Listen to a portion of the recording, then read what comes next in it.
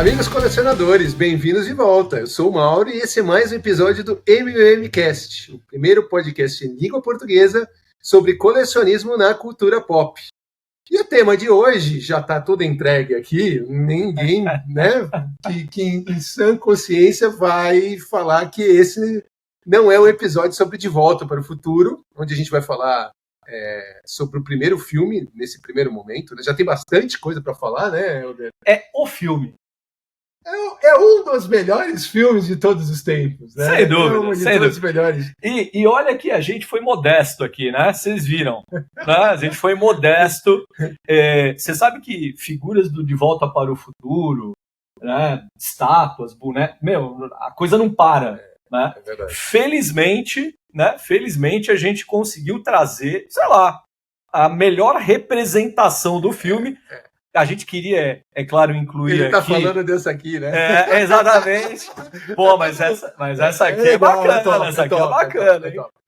A gente queria trazer aqui o Marty e o Doc também. Claro que a gente colocou eles aqui em miniatura, né, do Lego.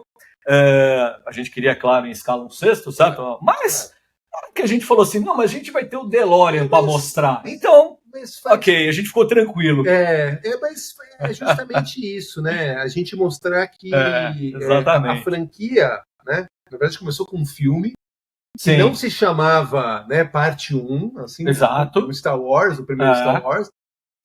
E aí o sucesso foi tão grande que eles fizeram o 2 e o 3, e aí fica também aquela dúvida que a gente vai falar mais pra frente, do tipo, pô, e aí, né? Faz um filme tão legal, será que a gente consegue fazer uma continuação? Será que precisa de uma continuação?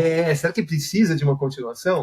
E aí fez todo um sucesso que a gente vai explicar aqui, vai discutir aqui, né? Um pouquinho dos motivos por que ele fez o sucesso.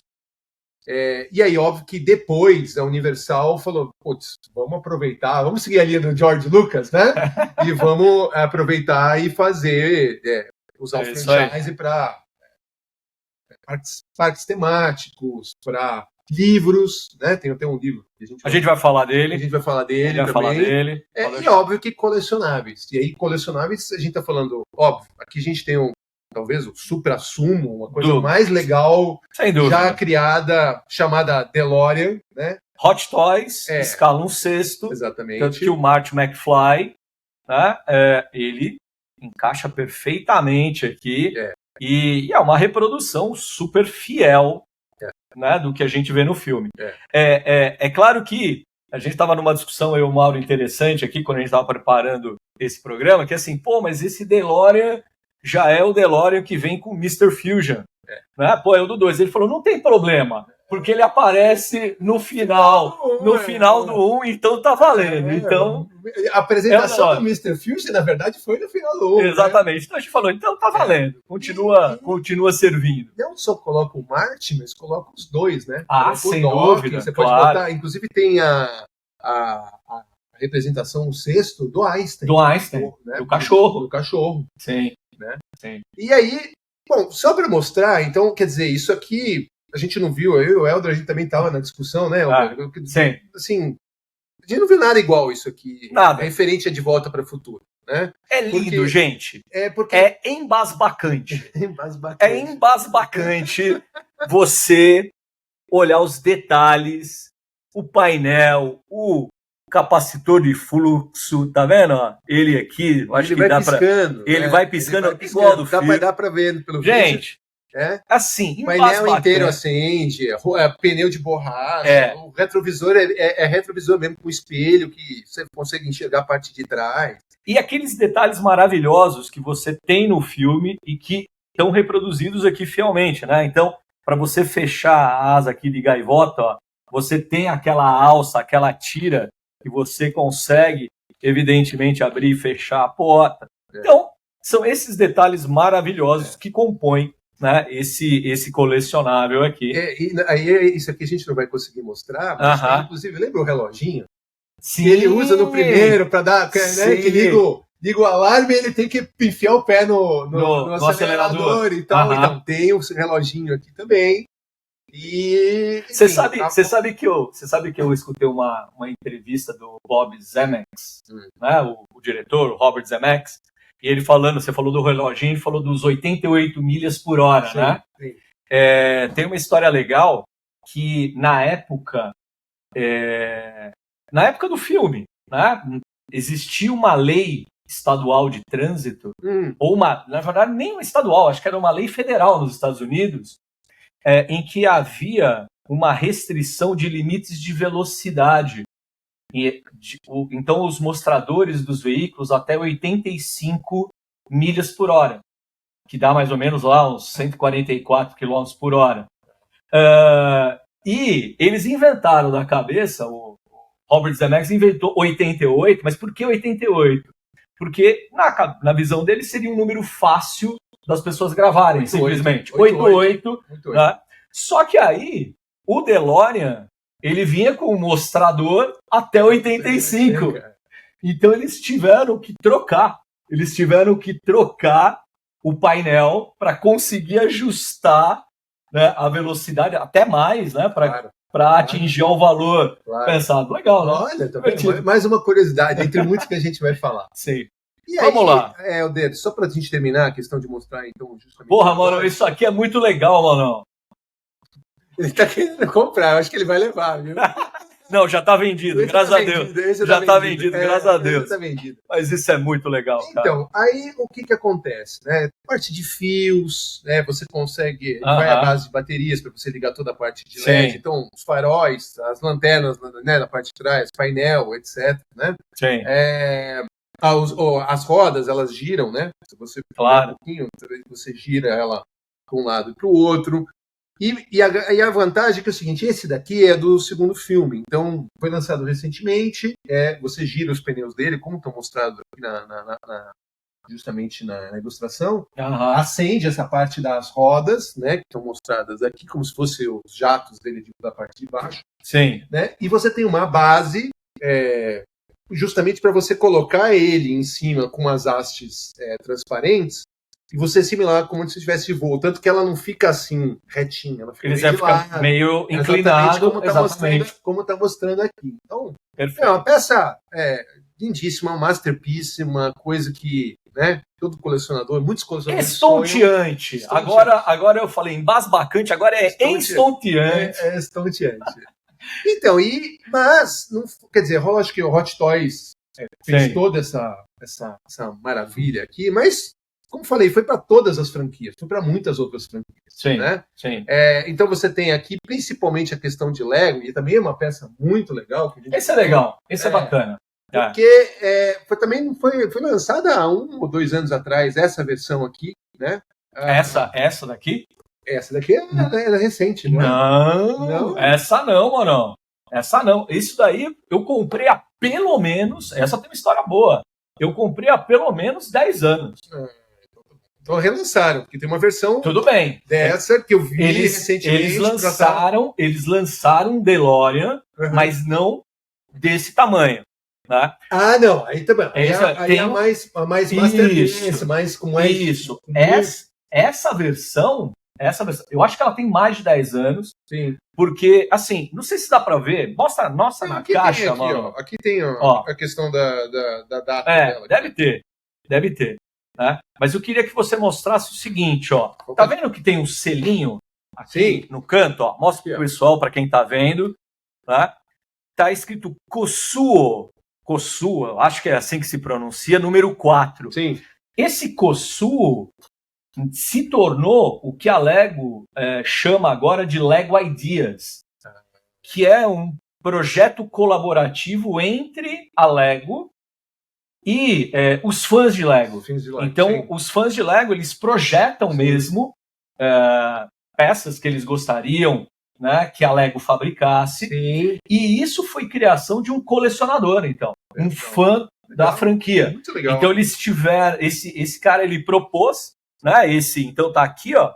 Ele propôs, ele que fez o projeto do DeLorean, e ele é muito caprichadinho também. E você consegue fazer justamente as 3 versões, né? Do primeiro, do segundo e do terceiro filme com um Lego só, que é muito legal. E aí ele teve, né, capa, que legal, ó. Ó que joia. muito top. Aí ele teve a aprovação de 10 mil fãs, porque essa era a premissa do projeto, é a premissa do projeto. Claro. E eles fizeram em escala industrial. Legal. Então isso daqui é edição limitadíssima. Você não encontra esse negócio. Esse é da minha coleção pessoal. Posso me gabar um pouco. Com que é isso. E já que você falou também, ó que bacaninha, que charme. Tá? Ele vira aqui também já, ó. Esse é mais fácil. Esse é facinho. Ele já tá na versão. Sensacional. Olha lá. Sensacional. Eu vou deixar até ele assim aqui, ó. Sensacional. Vou deixar ele aqui também. Sensacional. Né? Mas é isso, não tem como não se empolgar. Certo, Mauro? Certo. A gente ficou muito contente de estabelecer isso aqui como tema do nosso podcast, do nosso episódio, porque assim, não tem como se empolgar. Você falou, é um dos melhores filmes de todos os tempos, sem sombra de dúvida. Quentin Tarantino, né? Opa, é isso aí. Não tem problema. Quentin Tarantino, eu vi uma entrevista dele, eu não lembro em qual programa de TV, e perguntaram para ele, e o Tarantino é um cineasta super admirado e tal, e perguntaram para ele, se você pudesse elencar aí uma lista de filmes que você considera perfeitos, né? Que filmes... E aí ele foi falando, vários, né? Claro que ele citou coisas que ele ama muito, do tipo Meu Ódio Será a Sua Herança, do Sam Peckinpah, aquelas coisas que formaram ele enquanto da década de 60, 70 principalmente. Falou de Tubarão, por exemplo, do Spielberg, e chegou uma hora que ele falou assim, Back to the Future. Né? Falou, Back to the Future é um filme perfeito. Né? Perfeito. Você não tem o que tirar nem pôr. Você não tem aquelas pontas soltas, né? Não tem pontas soltas. Você tem que fazer isso e falar, peraí, deixa eu ver se eu acho uma ponta solta. Não tem a ponta solta. Cadê o furo do roteiro? Não tem. As interpretações... Tanto que você pega Você já teve o Marty McFly da Hot Toys? Você contou isso também nos bastidores, né? A quantidade de acessórios que vem no Marty McFly que remetem justamente não às pontas, mas aos detalhes do tipo, tá aqui, tem o panfleto da Salve o Relógio. Salve o Relógio. Se você virar, você ainda tem lá escrito o telefone, lembra da Jenny? É verdade, Graças a isso que ele ficou e colocou na mochila. Não, deixa eu botar na mochila, senão você perde. Lembra dessa história? É verdade. Então tem isso, tem o relógio, tem o Walkman, tem, sabe? A câmera de vídeo. A câmera, entendeu? A mochila dele, a mochila, o skate. O skate. Então tem tudo isso que remetem justamente às partes que fazem os detalhes no filme. Não é que são... faz parte só da roupa dele. Não, aquilo foi importante no filme. A mochila foi importante. Sem dúvida. O skate foi importante. O Walkman foi importante. Tudo. E tem fãs e tem colecionadores que nessa ânsia de ter esses elementos, esses acessórios que complementam a caracterização do personagem, alguns deles foram atrás de customizar e botar a guitarra. Claro. Mas a guitarra vem na versão especial. Tem uma guitarra vem na versão especial. Legal, mas olha só, e eu cito isso pelo seguinte, por sinal, nesse livro aqui, extremamente recomendado, tem várias histórias, eu vou comentar algumas delas. O autor é o Casey Gaines, Os Bastidores da Trilogia. Então, é uma biografia da trilogia. Sim. Então é isso. Legal. Né? Pela Dark Side Editora, tá bom? É delicioso o livro, é muito recomendável. Mas ele tem uma história aqui, uma das histórias saborosas dessa questão dos detalhes, né, da cenografia, ou daquilo que compõe os personagens. Na cena lá do baile, do Encanto Submarino, que ele toca Johnny B. Good, aquela guitarra é uma Gibson. Sim. Gibson ES-345, tem lá uma sigla. Só que essa Gibson, ela foi criada 3 anos depois da época em que se passa o filme. Então, assim, eles estão lá em 1955, só que aquele modelo que o Michael J. Fox... Esse é um fora. Então, mas olha que legal. Né? Então, mas ao mesmo tempo é divertido, porque você pensa, o Marty McFly influenciou, né, o Chuck Berry a criar e escrever Johnny B. Good com uma Gibson. Mas uma Gibson que aquele modelo foi lançado 3 anos depois. Né? Então é uma Gibson modelo 58. Mas legal, né? Pô, então tem um fora. Então, na verdade, tem um fora. Eles não conseguiram a guitarra de 1985 e fizeram. Não, que fez, sim, só talvez um expert em guitarra para ver aquilo. Sim, e aí descobriram e colocaram aqui, porque senão. E para mim, por exemplo, eu passei batidaço. Né? Batido. Olha que interessante. Aí eu vou colocar um ponto positivo. Porque a versão que tem da Hot Toys, 1/6, que vem com a guitarra, não é aquela guitarra. A guitarra do ensaio. Lembra a guitarra do ensaio? Do ensaio. Os professores falam, para, vocês fazem muito barulho. É aquela do ensaio que vem. Do ensaio. Não é essa do ensaio. É verdade. Do final do filme. Então, e sabe quem tá... a peça tá salva. É verdade. O colecionista tá salvo. E sabe quem tá no ensaio? Quem tá no ensaio? Ele não tem o ensaio, não tem aquela mesa julgadora com os professores? Sim. Não tem um que tá de óculos e tem o megafone e tal, e fala, para, exatamente o que você falou. Quem é ele? Huey Lewis, o autor da música, The Power of Love. Ele faz uma ponta. Autor da Power of Love. Huey Lewis, ele faz uma ponta como professor do Marty McFly. Que legal. Ele participou do filme, fez aquela cena. Detalhes, tá vendo como são tantos detalhes no final da construção, né? Sabe o que é o mais interessante? Aí já vamos entrar um pouquinho na história, né? A gente empolga mesmo, viu, gente? Falar de Volta para o Futuro. Você sabe que eu vi um meme? Você sabe que eu vi um meme? Essa coisa de empolgar, que eu achei genial. Uma foto do Doc, com aquela cara dele sorrindo. E o meme é assim, Mauro. A primeira vez que você assiste De Volta para o Futuro, dá aquela cara sorridente. Milésima, centésima que você divide a mesma cara. Porque é isso mesmo, né? Não tem vez que você não assista que você não fica empolgado. Entra na nossa lista de que se tá passando na televisão, para assistir, entendeu? E com aquele sorriso no rosto, né? Fala assim, que genial. Porque é atemporal, né? É atemporal. Os 3 filmes são atemporais. Eu tava pensando isso vindo pra cá, pra gente poder fazer a gravação. Sim. Tirando o fato, óbvio, que se você pegar o segundo filme, que o futuro é 2015. 2015. Eles vão para 21 de outubro de 2015, se eu não me engano. E aí, quer dizer, 21 de outubro de 2015, na nossa realidade, você não tem carros que voam. Exato. Mas, né, foi só um atraso. Só um atraso. É só um atraso, porque a ideia é mais ou menos aquela. É verdade. Mas fora isso, você consegue ver claramente, falando já do primeiro filme, você consegue ver claramente como é o estilo de vida anos 80 e como é o estilo de vida, né, em 1955. Sem dúvida. A reprodução de época ela é muito bacana. Isso é muito legal, porque se você vai assistir com teus filhos, você mostra, olha como é que era a época que o papai... Né, era criança, o Walkman, como assim Walkman, né?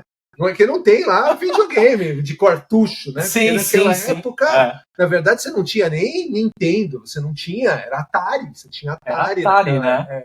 Era Atari. Atari ainda. Era um Atari. Mas eu vou entrar num detalhe depois. Beleza.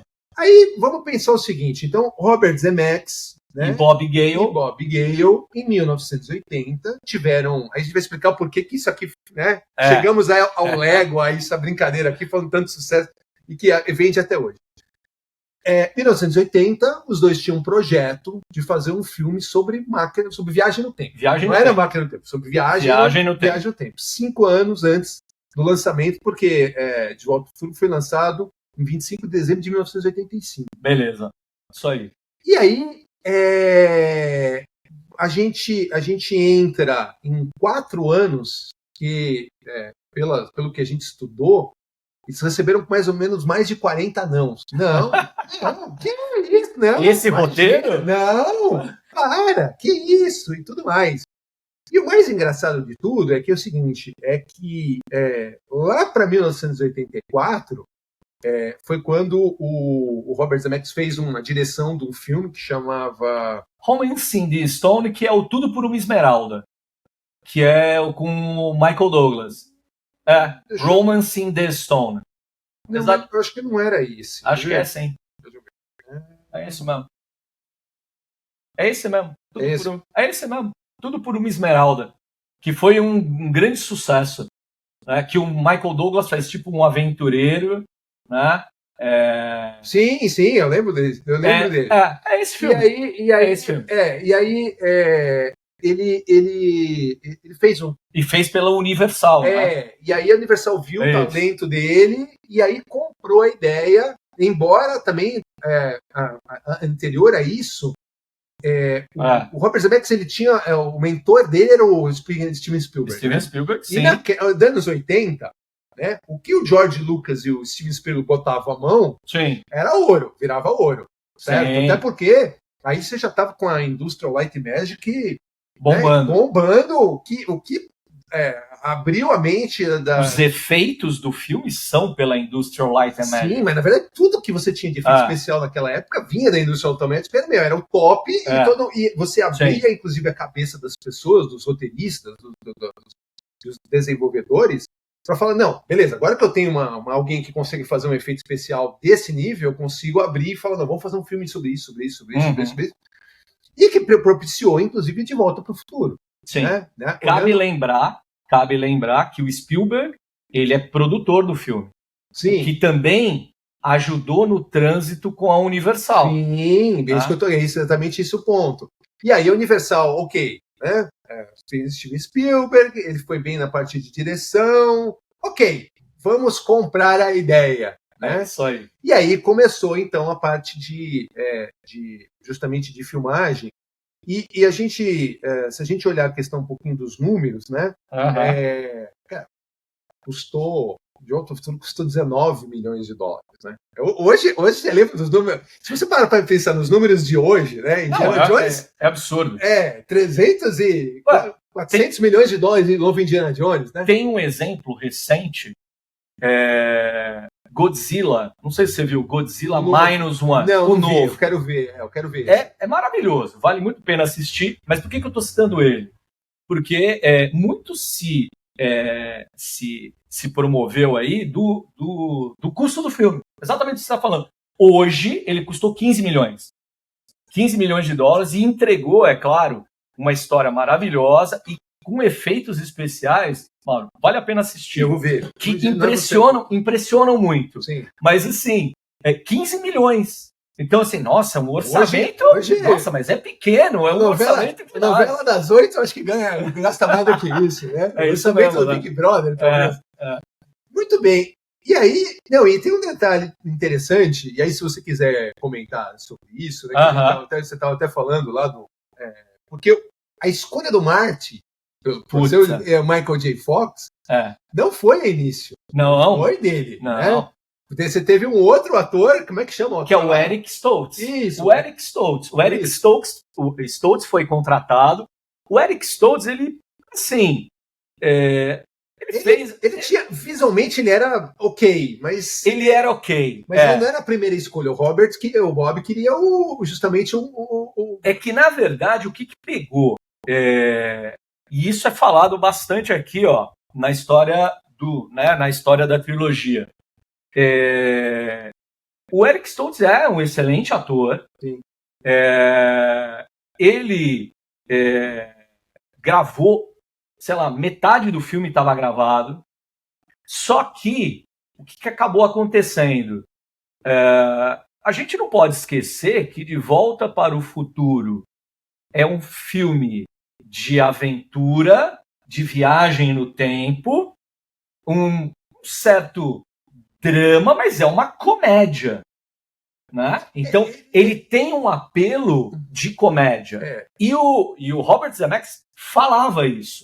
Assim, é importante que o Marty McFly ele seja também um personagem que provoque risos.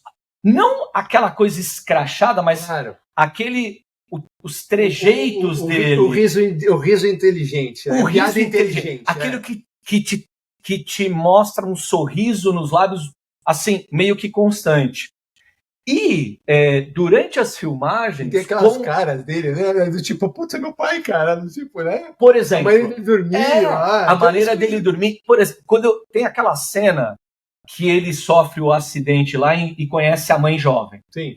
E a mãe jovem fica assediando ele, a Lorraine, chamando ele de Calvin Klein, por causa da cueca. Ele tá sem calça. E aí tem uma hora que ela...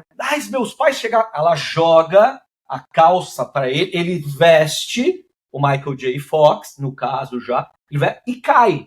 Né? Não sei se ele vai. Então, ele tinha um pouco desse humor, o Michael J. Fox, ele trouxe esse humor físico também. Sim. Né? Sim. Mas por conta também das séries que ele fazia, né? Que eram puxadas... O Family Ties, ele tava com Caras e Caretas. É um baita sucesso. Né? Então ele era um cara muito bom de comédia. Então, por que eu tô falando isso, né, e dando esse exemplo? Porque, por exemplo, o Eric Stoltz, ele tentou fazer essa cena. Tava lá no roteiro, mas ele questionava, mas por que ele tem que fazer isso? Mas por que eu tenho que vestir a calça e cair? E ele percebeu, o diretor, que não estava funcionando. Assim, ótima, mas ele não está funcionando. Ele tinha uma excelente relação com os outros atores. O Christopher Lloyd, que faz o Doc Brown, elogiou, e ainda elogia o Eric Stoltz, mas... Faltou a química. Não faltava. A química com o personagem. Não dava. Aí ele chegou e falou, olha... a gente está com um cronograma avançado, estourado, mas assim, o filme não vai funcionar se a gente continuar com ele. Aí ele levou essa problemática para o Spielberg, e tinha lá um outro produtor, que eu esqueci o nome, e o bacana foi esse produtor que chancelou a decisão do Zemeckis, falando assim, não, se o Zemeckis e o Spielberg estão falando que precisa trocar o ator, quem sou eu... Né, para interferir na decisão. Claro. E aí, felizmente, eles conseguiram né, acessar o Marty McFly, né, o Michael J. Fox, no intervalo que ele teve, né, do seriado. Porque foi o principal motivo, né? Isso é a parte que eu conheço. Foi o principal motivo de não ter vindo dele de primeira. Foi por conta do cronograma da série. E aí tinha também a outra personagem também, acho que estava em licença maternidade. Exatamente assim. Isso, mano. E aí falou, se eu perder dois personagens de peso, acabou minha série, uma série, como você mesmo disse, que fazia muito sucesso, né? E aí ele foi contratado. E subiu, então, isso é importante, tá? Porque a partir do momento que ele foi contratado, subiu de 15 para 19 milhões o orçamento do filme, né? 4 milhões.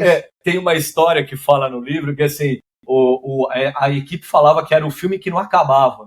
Né? Porque... Não, ele teve que começar a fazer tudo de novo. Tudo novo. Na internet... Graças a Deus, né, cara? Graças a Deus. Na internet, se vocês entrarem no YouTube, né, o pessoal que está assistindo, se entrar no YouTube, consegue ter acesso. É só colocar Eric Stoltz, Back to the de volta. Tem as cenas lá? Você consegue ver várias cenas. Várias. Não, mas não dá, não dá. A gente já falou sobre isso, né? Aí, deixa eu só acrescentar uma coisa, só para fechar isso. Vai lá, e depois eu porque assim, e aí você vê as cenas e você tem um estranhamento, porque como você já tem a experiência do filme com a interpretação do Michael J. Fox, você obviamente compara e você fala assim, cara, não ia funcionar mesmo. Tanto que a equipe estava super receosa quando o Michael J. Fox chegou para o primeiro dia de filmagens, e o primeiro dia de filmagens foi a cena lá do shopping, à noite. À noite, quando ele descobre a máquina do tempo. Tá bom, no shopping. No estacionamento do shopping. Tá, beleza. O Twin Pines Mall, que depois vira, né? Claro. Eu não lembro exatamente não, mas ele derruba o pinheiro e vira... Claro, verdade. Só um pinheiro, né? Mas enfim, era aquela cena, então é a primeira interação com a equipe apreensiva. Robert Zemeckis falou ação, e ele conta no livro que ele falou assim, quando eu dou um plano assim, que eu dou um enquadramento no rosto do Michael J. Fox, e ele fala: Doc, você criou uma máquina do tempo num DeLorean. Quando ele entregou aquela interpretação, eu falei: puta, acertamos. Até me arrepia, cara. Ele falou: acertamos. Até me arrepia, né, cara? E assim foi com os outros atores. O Christopher Lloyd também, como eu disse, tinha um bom relacionamento com o Eric Stoltz, mas assim, a química entre eles é uma das duplas mais queridas da história do cinema. Com a Lorraine, com a Lea Thompson, também, ela ficou um pouco reticente, mas o Michael J. Fox ganhou ela muito facilmente com o carisma dele, com o bom humor que ele tinha, que era meio contagiante dentro do set de filmagem. Cara, aí a coisa deslanchou, mal. Eu queria só comentar isso, até um complemento do que você falou aí, né? Porque assim como a gente não consegue entender, por exemplo, você não consegue imaginar Indiana Jones sem Harrison Ford. Sim. Han Solo sem Harrison Ford, né? Sim. Você não consegue imaginar Arnold Schwarzenegger, Terminator sem Imagina. Não dá. Imagina. Não dá, né? Rambo, tira o Stallone e põe outro cara que vai ser o Rambo. Não dá. Rock. Sabe? São aquelas coisas memoráveis que... Conan com Jason Momoa. Quando eu assisti, eu falei, puta, eu até curto Jason Momoa, mas... e aí tá até em um dos nossos episódios, claro, entendeu? Tony Stark sem Robert Downey Jr. Não tem como. Não rola, já não rola. E aí, óbvio. Michael Keaton, Batman sem Michael Keaton. Verdade. Não era o filme do Flash, né? Era o filme, o filme do Batman, né? Exato. Então, e aí... Então aconteceu isso, quer dizer, você teve dois personagens que marcaram, sedimentaram, e que você olha e você fala, meu, é o Marty McFly, é o Dr. Brown. Você vê, você tem a série da Ahsoka, né? Sim. E aí aparece lá o Christopher Lloyd, né? No Mandalorian. Não, no Mandalorian 3, desculpa, não é Ahsoka, no Mandalorian 3. Você olhou ali, eu olhei pra ele e falei, cara, o que o Christopher Lloyd, o que o Dr. Brown tá fazendo aqui no Star Wars, né? Exatamente. Eles ficaram marcados por esses personagens, né? Tanto que se você pegar até mesmo o Michael J. Fox, né, o que ele tem de produção relevante depois, né? Claro que depois, né, ele ficou doente, né? Então lida até hoje. Tem um filme que eu gosto muito dele. O Segredo do Meu Sucesso. Você lembra desse filme? Lembro! O filme é muito legal. Muito legal. É uma bela comédia também. Bom, O Segredo do Meu Sucesso. Tem ele, eu me lembro do Teen Wolf. Verdade. Também é divertidinho também. Bom. É uma boa comedinha, assim. Bom. É verdade. São... E todos anos 80, quer dizer, anterior era o processo, que aí eu acho que entra na parte de, descobrir a doença, aí entra o que eu vou fazer, uma parte mais de revolta, então você deixa coisas importantes, como, né, de produzir o cinema, coisa... Claro que ele descobriu isso, né, mais tardiamente, o que eu quero dizer tardiamente, depois dos filmes mesmo, né? Claro. Até mas porque... interrompeu uma carreira... Sim, ele teve que repensar, obviamente, a vida dele, né? E cabe, a gente está falando aqui, claro, só do primeiro filme, De Volta para o Futuro, mas cabe lembrar que a parte 2 e a parte 3, elas foram filmadas simultaneamente. Sim. Né? Sim. Foram filmadas simultaneamente e lançadas no intervalo de um ano, mais ou menos, 6 meses, um ano, alguma coisa assim. Né? Mas legal. E sabe uma outra curiosidade divertida? Só que eu queria falar depois da entrada do Michael J. Fox, que eu peguei aqui. O Michael J. Fox é apenas 10 dias mais novo que a Lea Thompson, que faz a mãe, e 3 anos mais velho, e ele era que o Crispin Glover, que faz o ator que faz o pai dele na narrativa. Agora, para você ver, né, como isso não é um impeditivo quando você tem excelentes atores, né, e atrizes colocados no lugar certo. Né? Mas, então, beleza, o elenco não tem que falar. Christopher Lloyd, né, marcou também, fiz, né, aquelas trejeitos dele, né, a paixão dele, uma das coisas que eu acho mais legais do personagem, ainda mais eu sendo professor, né, é aquela, claro, de um jeito bem humorado, mas assim, da persona do Doc, é a paixão desenfreada, desgovernada até pelo conhecimento. É isso. Né? É a isso. paixão Ele pela faz... ciência. Né? Você sente isso e, claro que isso levado ao extremo. Então, assim, a paixão dele é tão grande pela ciência que não tem limites. Né? Até a questão das maquetes. Não, as maquetes, né? As maquetes. Mas, desculpa, eu não tive tempo de fazer muitos detalhes. Eu olhava para aquilo e falei, cara, como é que eu fiz isso, né? Claro que eu ia falar de um outro detalhe que eu acho mais divertido. Assim, as maquetes são geniais também. Do Plutônio. Assim, olha, só tem um detalhe. A máquina do tempo, né? Ela tem que ser alimentada. Não, mas assim, o que você fez? Não, eu roubei dos terroristas líbios. Boa. Vai, né? Que aquelas caras dele, né? Ele fez você lembra que ele fez o vilão do Uma Cilada pelo Roger Rabbit? Que Sim. Aproveita. Na verdade, eles deram um up, né? Naqueles trejeitos, nas canetas dele, para poder fazer esses personagens. Muito legal. E ele é o funério, né? Tio funério do Família Adams. Do clássico, né? Do clássico. Família clássica. Com o Raul Júlia, com a Angélica Houston e tal. Mas, Marô, o que você está falando, eu acho legal, assim, a gente está dando bastante ênfase ao elenco, porque a gente falou, é um filme perfeito, né? E é claro que a gente está querendo enfatizar, então, que dentre as razões do sucesso do filme, sem sombra de dúvida, você tem um elenco afiadíssimo. Claro, né? Claro. E um roteiro muito bem... Assim, se você pegasse um ótimo elenco e colocasse um roteiro capenga, não ia funcionar.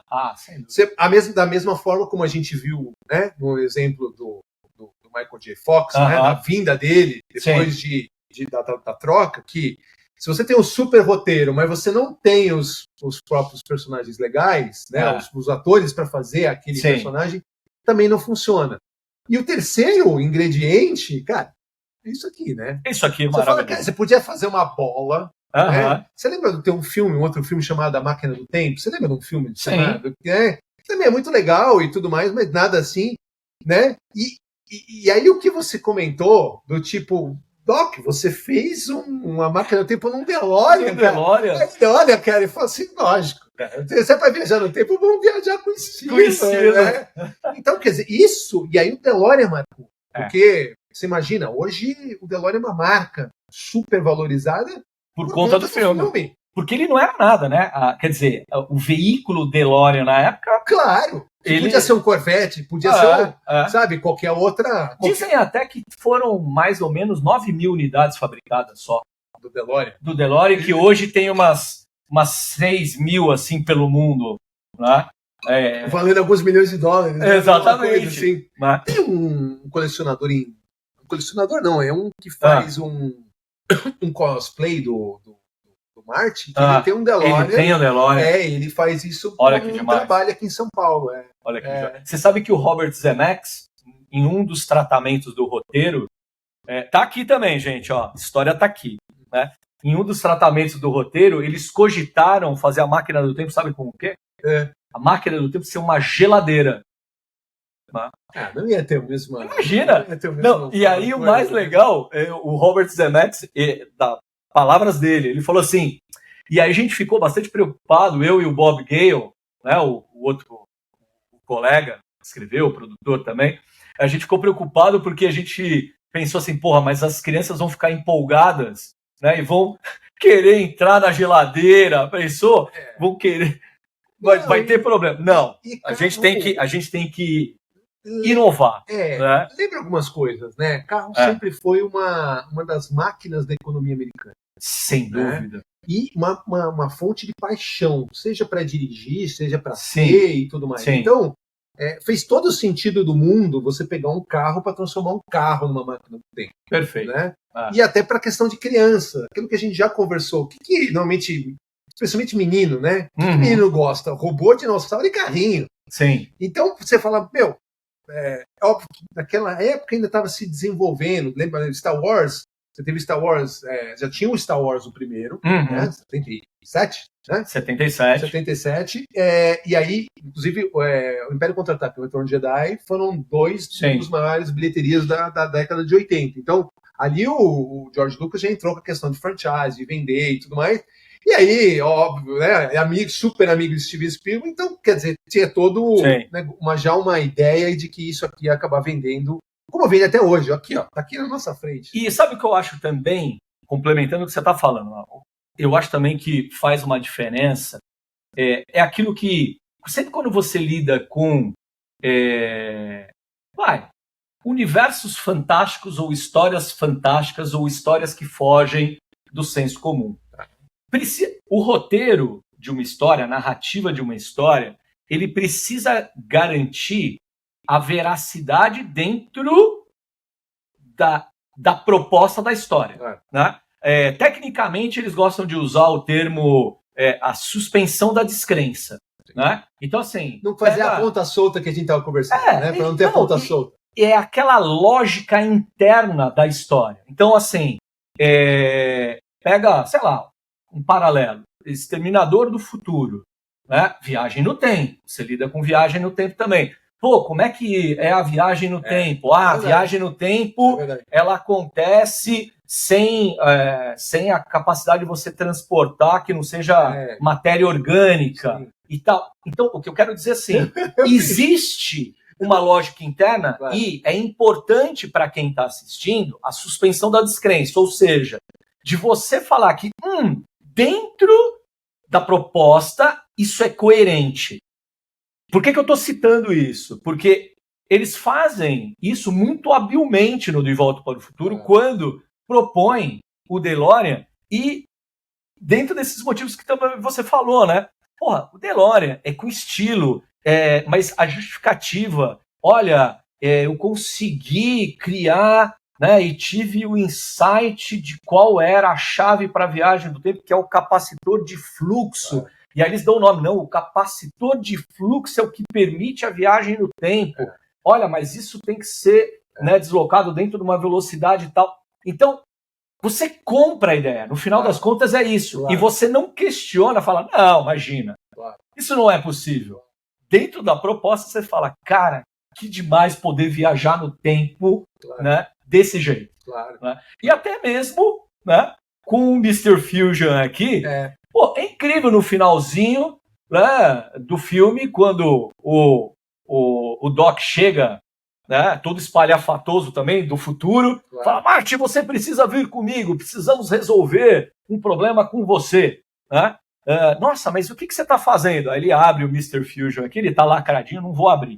Né, mas ele abre aqui também. E aí ele pensa, não, eu fiz alguns improvements, né, fiz algumas melhorias. E aí ele reabastece com matéria orgânica, né? O lixo e tal. Maravilhoso. E você compra a ideia. Você compra a ideia. Então, assim, faz sentido, né? Se ele foi para o futuro, claro, ele teve condições de aperfeiçoar a máquina do tempo. E você fala, pô, mas é o Doc. E o Doc é quem? O Doc, ele é genial. Né? Ele é um apaixonado por ciência. É claro que ele conseguiria. Né? Não, isso eu ia comentar, e até complementando isso, né? De você, especialmente acho que nos outros filmes, a gente vai comentar sobre isso, no 2, né? De você ter essas ideias, óbvio, vamos fazer em cima, uma máquina do tempo em cima do DeLorean, mas você imagina em 1985, você pegar lixo para transformar isso num combustível do carro? Que depois, anos depois, se transforma na matéria-prima de reciclagem, né? Mas você fala, naquela época você fala, puta loucura, né, cara? Imagina, né? Imagina. Mas é a ideia que depois vem no futuro. E aí você vê o quanto que o filme realmente, como você falou, ele se encaixa, as ideias, você não encontra ponta solta, né? Inclusive nessa parte científica, essa parte de, né, do tipo, cara, isso aqui vai ser possível. Pode não ser possível agora, mas já está sendo possível, já está acontecendo hoje, nos dias de hoje. Por isso que a gente brinca que justamente o filme é atemporal. Né? É verdade, ele tem esses elementos, esse impacto cultural é muito evidente, e a brincadeira que ele faz com a tecnologia também é muito bacana. Né? Se você pega dos outros filmes também, né? Você pega no 2 a questão das holografias que flerta, sei lá, com a Nike que você aperta, com a realidade virtual, aperta ele fecha, exatamente, todos os outros, né? Ou até mesmo, né, o skate. Você tem um skate que você lida com aquela questão da supercondução, né? E os trens bala no Japão, eles são um supercondutor. Tudo bem, ele não é no nível que a gente vê no filme, mas você tem alguns princípios que se materializaram aí na nossa realidade. Tanto é que tem um monte de fã que fica caçando isso, né? O que se concretizou ou não das previsões De Volta para o Futuro. É isso, exatamente isso. Só para a gente complementar, vamos lá. Porque já falamos da história, já falamos dos personagens, já falamos da tecnologia, já falamos da mitologia, já falamos da ciência. Falamos de curiosidades.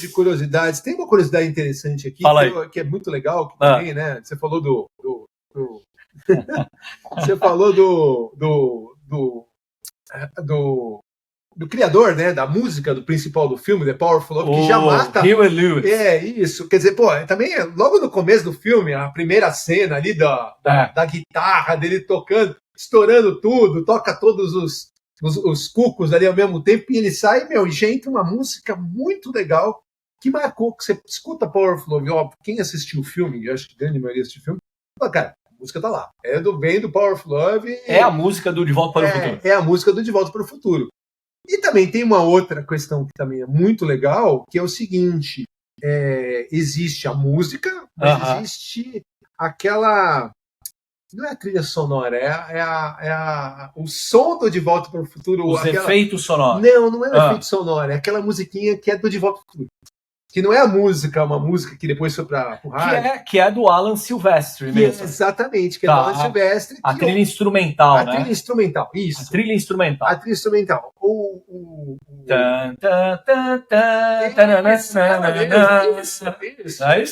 Robert Zemeckis queria fazer uma coisa assim, falando, eu quero um carimbo sonoro. Você já tinha tudo, né? Você já tinha tudo, a marca, o DeLorean, os personagens, ele falou, eu quero alguma coisa além da música.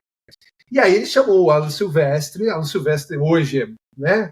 Lenda, Avengers, praticamente, né? Toda a é verdade, Avengers é verdade. E ele fez várias outras também super importantes. Sim. Mas naquela ocasião ele falou, beleza. E aí o Robert Zemeckis ainda foi bem categórico. Ele falou, eu quero que você faça um negócio para mim que o pessoal vai escutar 20 segundos e vai saber, isso aqui é De Volta para o Futuro. E não deu outro, né? Ele fez o... que é isso que isso mesmo. Que ele foi criar. E aí, além disso, você ainda teve uma participação incrível, né? Especial, que é quando o Marty está lá acordando o pai, porque o pai, não posso chamar então ele precisa convencer o pai, não é isso? A convidar a Lorraine para o baile. Isso, ele não quer. Aí ele vai lá e faz a cena que ele volta. Ele entra à noite no quarto do pai, coloca o Walkman no pai. E liga, e tem um som super alto de guitarra e tudo. Então o pai fica... Ele solta e ele tá com aquela roupa amarela, né? Do Plutônio, né? Do Plutônio. Ele tá com a roupa amarela do Plutônio e tal. E ele fala, eu sou Darth Vader. E ele faz assim mesmo, né? Eu sou Darth Vader do planeta Vulcano. E ele faz o símbolo, né, do Spock. Pô, maravilhoso. Vida longa e próspera, hein, gente? É isso. Star Trek tem que fazer parte dos nossos episódios. Vamos fazer. Mas vamos lá. Mas fecha aí. A curiosidade foi que, a gente tá falando de quê? De 30 segundos, mais ou menos. Sim. E eles queriam fazer uma coisa especial ali, e eles convidaram o Van Halen. O Ed Van Halen. Não, eles convidaram o Van Halen. Mas a banda, para fazer o som da guitarra, do som, do barulho, da coisa e tal. E a banda não tocou, mas o Ed tocou. Aí, por isso que ali só tem a guitarra do Ed Van Halen. Que demais isso. Entendeu? E aí, por isso que a guitarra ali naquela coisa de... Você sabe que essas referências eu acho maravilhoso, né? Que você falou. É do Ed Van Halen, é do Chuck Berry, né? Ele influenciando né? A criação do rock and roll, se você pensa. É a referência ao Darth Vader, a Star Trek, a moda, né? Calvin Klein. Então, esses detalhes detalhes realmente fazem a diferença na narrativa. Claro. Que eu acho, Mauro, que também contribuiu para o sucesso. A gente já falou bastante do roteiro e tal, mas, assim, sabe uma coisa... Não fica aquela sensação... Deixa eu ver o que eles vão mostrar agora. Tá? Sempre me dá isso. Agora, óbvio que você já viu o filme inteiro, mas na época que você via pela primeira vez, você falou, meu, o que eles vão mostrar agora? O que vai ter agora? O que vai ter agora? Putz, eles mostraram essa referência, mas qual que vai ser a próxima? Qual que vai ser a próxima? E sempre você... Aí misturava esse humor do Michael J. Fox com essa referência, dava uma comedinha, você dava risada, e você queria mais, queria mais, né? É verdade. O que me encanta, né? Nosso tempo está estourando já, né? Mas assim, eu queria falar, isso daqui está mais dentro do que a gente tinha planejado para o final, mas assim, do lance da narrativa, eu queria falar um pouquinho só que o que me encanta também de Volta para o Futuro é que a gente está falando de um filme de viagem. Você comentou isso. Pô, a gente está falando de um filme de viagem no tempo. Claro.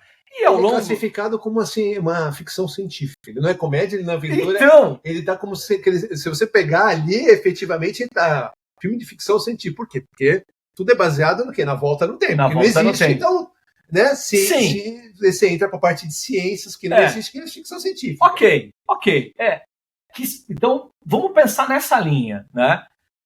Por isso que eu ia falar, por isso que De Volta para o Futuro se destaca e me encanta muito. Porque a gente está falando de viagem no tempo, ficção científica. Se a gente pegar na história do cinema as várias histórias de ficção científica ou de viagem no tempo, né, você pode perceber que essas histórias, primeiro, elas sempre são mais sérias. E a viagem no tempo sempre tem um apelo muito maior. Então, assim, Exterminador do Futuro. Você vai voltar no tempo para quê não? Para salvar o líder da humanidade contra a rebelião das máquinas. Não, ou vamos voltar no tempo para, sei lá, eliminar Hitler. Né? Então, ou vamos voltar no tempo, por exemplo, tem um livro, não sei se você já chegou a... É antigo esse livro, chama Operação Cavalo de Troia. Sim, né? Que eles voltam no tempo, né? E aí conhecem Jesus, né? Jesus Cristo e tal. Você sempre tem alguma coisa distópica, ou evitar uma catástrofe, ou tentar... Tem umas histórias de amor também que ele volta para... Você lembra um filme do Christopher Reeve? Eu preciso lembrar. Em algum lugar do passado. Mas não tem máquina do tempo. Ele volta dormindo, lembra? Como se fosse por hipnose, né? Alguma coisa assim. Pô, é um filme bem lembrado. Só pela questão da razão. Né? Mas você tem razão, é uma coisa maior. Sempre uma coisa maior. Para mudar o rumo da história. E o divertido que eu acho de Volta para o Futuro é que eles voltam... E se você olhar para pensar, inclusive o Aranhaverso. Lembra o primeiro? O Spider-Man no Aranhaverso? O rei do crime cria aquela máquina do tempo gigantesca para voltar e salvar a família dele. Lembra? É verdade. A base disso que, inclusive, gera o problema da realidade. Volta no tempo, mas gera o problema da realidade. Verdade. Para salvar a Vanessa. Para salvar a Vanessa? Na verdade, ele não é minto. Ele não é para voltar no tempo, mas ele cria a máquina para você acessar outras realidades onde a família alterar as realidades. Alterar as realidades. Tá bom. Mas vamos lá. Mas qual é o ponto, né? Então, para me fazer claro, qual que é o ponto? O ponto é que a viagem no tempo é um artifício narrativo usado pelo Bob Zemeckis para criar uma história. E o Gale. Não vamos tirar o mérito dele. Ele não deixou. Para criar, Mauro, não sei se você concorda, uma narrativa que é intimista. Então, o que é o bacana? Eu quero voltar no tempo e eu voltei no tempo. E eu preciso voltar e eu preciso agir no passado. Por quê? Porque eu preciso garantir com que os meus pais se apaixonem, porque senão eu vou deixar de existir.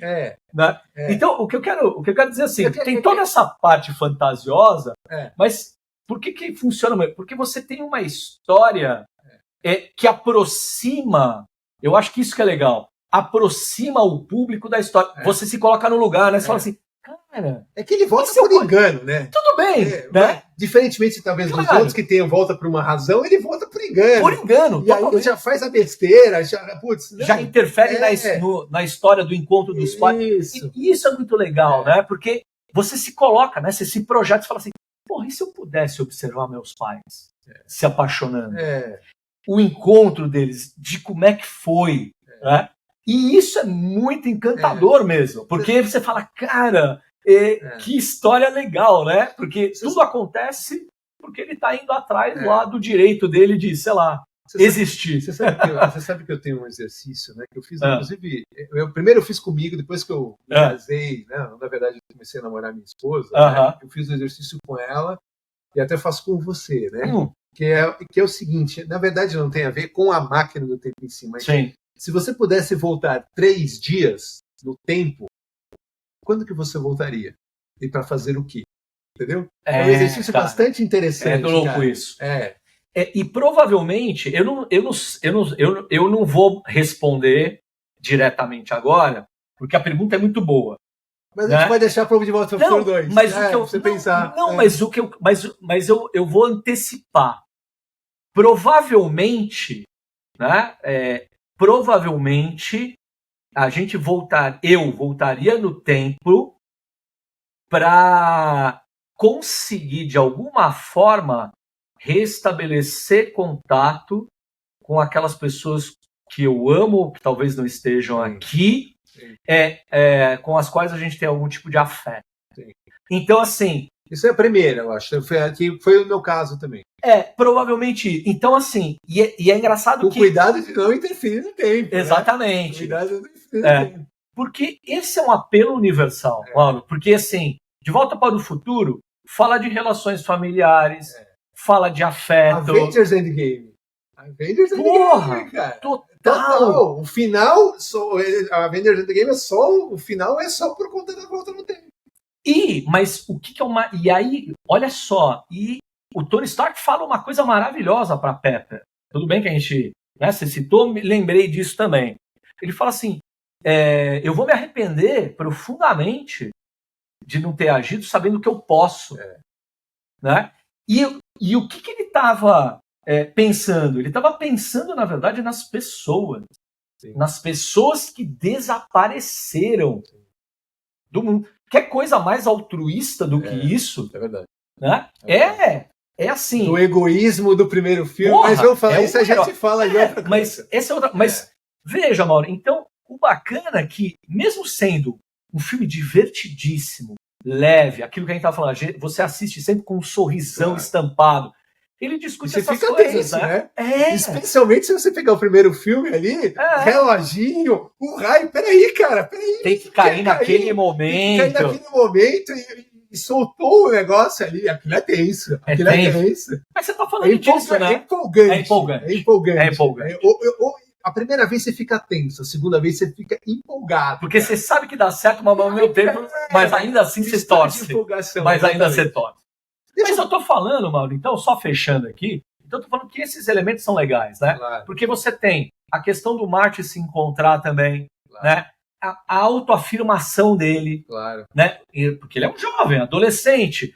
A autoestima do pai, né? De como ele se transforma. É um filme que fala sobre escolhas. Sim. É um filme que fala sobre destino.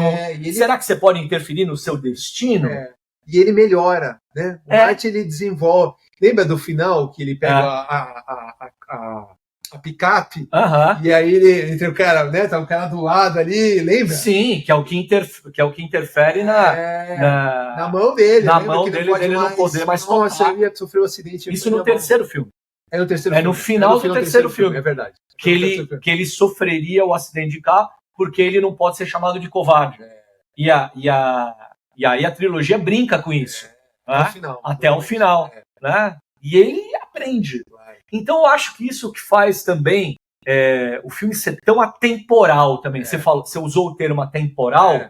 E por isso que eu acho que ele ressoa também nas pessoas. Né? Porque lida com esses temas universais que impactam na gente. Né? Deixa eu só colocar uma última coisa, então, para a gente fechar, que é o seguinte, depois de Vamos tudo lá. que a gente falou, a gente deve estar falando aí mais ou menos uma hora já. Mais ou menos, né?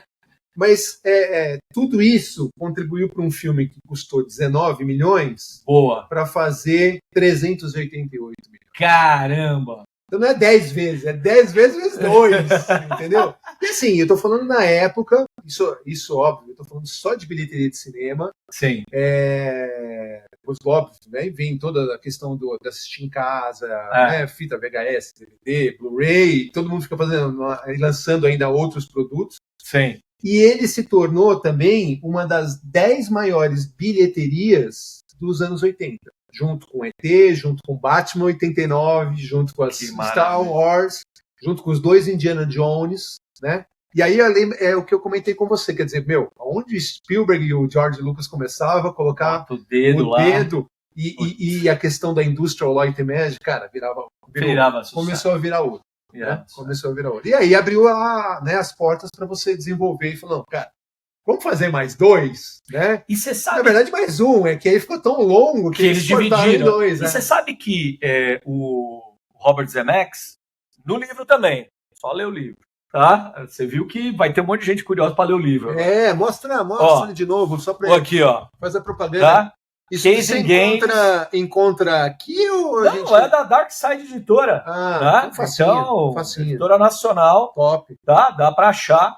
E ele conta a história de que no final aquele final de ir para o futuro, aí o Doc vem, né, numa fração de segundo depois, Marty, você precisa vir comigo porque agora tem um problema com os seus filhos e tal.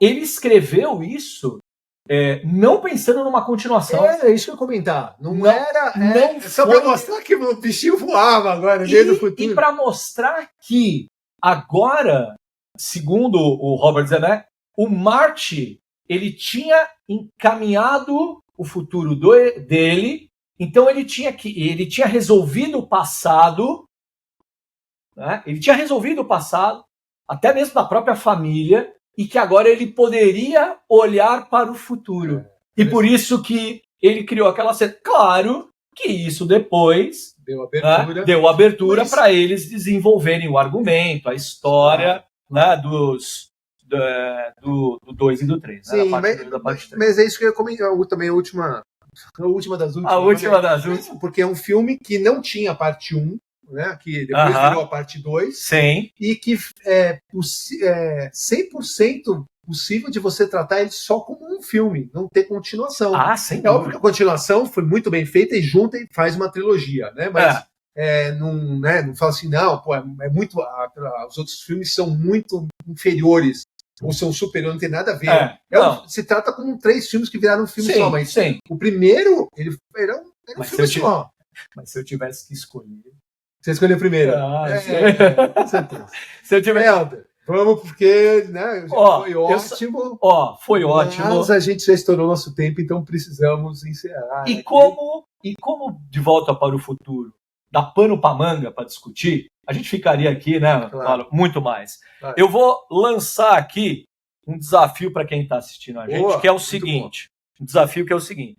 Que é uma história que contam de Volta para o Futuro, então eu vou encerrar com isso.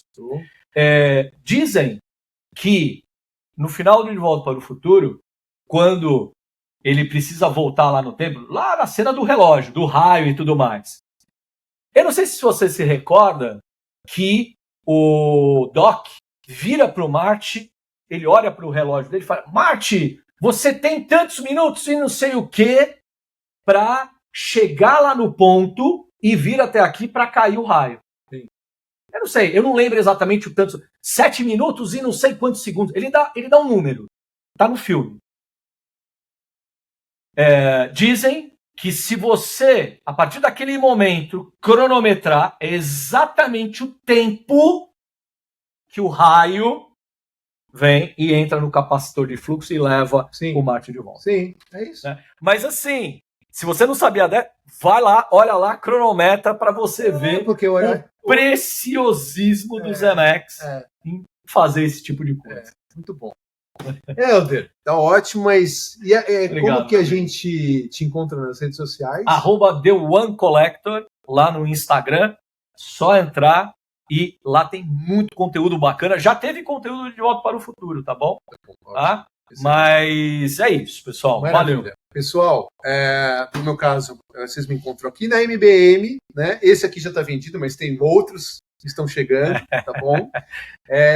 No Instagram, @MBM_Unlimited, tá bom? Queria agradecer a vocês por nos prestigiar, pedir para nos seguir nas redes sociais, para compartilhar, deixar os seus comentários, indicar para os amigos, né, para a gente continuar fazendo esse conteúdo super legal aqui, com esses cenários maravilhosos. E é isso. Espero que vocês tenham gostado e a gente se vê no próximo programa. Beleza. Helder. Valeu. Um grande abraço. De volta para o futuro. De volta para o futuro.